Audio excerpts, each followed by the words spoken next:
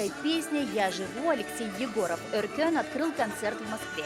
Этот вечер стал новым витком в творчестве певца, и он начал его с чистого листа, как и гласят строчки из песни. На концерте прозвучали песни на якутском и русском языке, многочисленные каверы на культовые зарубежные песни, а от изобилия музыкальных жанров буквально шли мурашки по коже.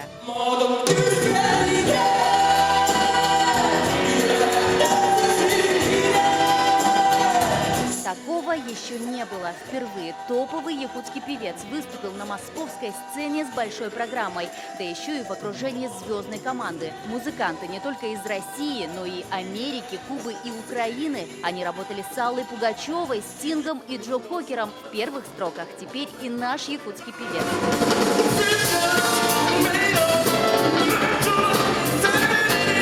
Казалось, что искушенную московскую публику уже ничем не удивить. Но артисты номер за номером выдавали сюрпризы, разумеется, приятные. Настоящим подарком для зрителей стал семейный выход династии Егоровых.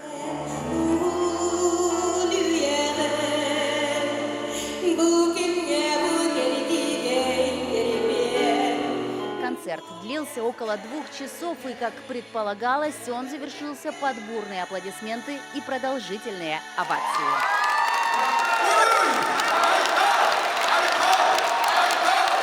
Вы знаете, песню «Судьба» я поняла, хотя якутский я не знаю, но там, по-моему, столько было эмоций. Мне, конечно, очень понравилось и то, что это современное такое звучание, что сотрудничество с другими музыкантами. Очень крутой зал, очень крутой звук, свет, все выстроено.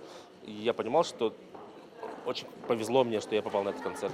Уже после концерта невероятно одаренный Алексей скромно признается нам. Да, немного волновался, но потом все пошло как по маслу. Сначала, да, естественно, чувствовалось какое-то вот знакомство со зрителем.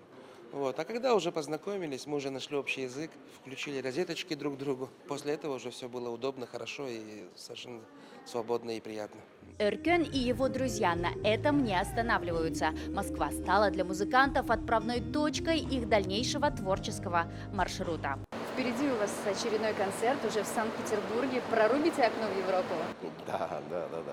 Конечно, я надеюсь, что прорубим. Дальше у нас еще будет Якутск. Я надеюсь, что перспективы хорошие, потому что он очень талантливый певец.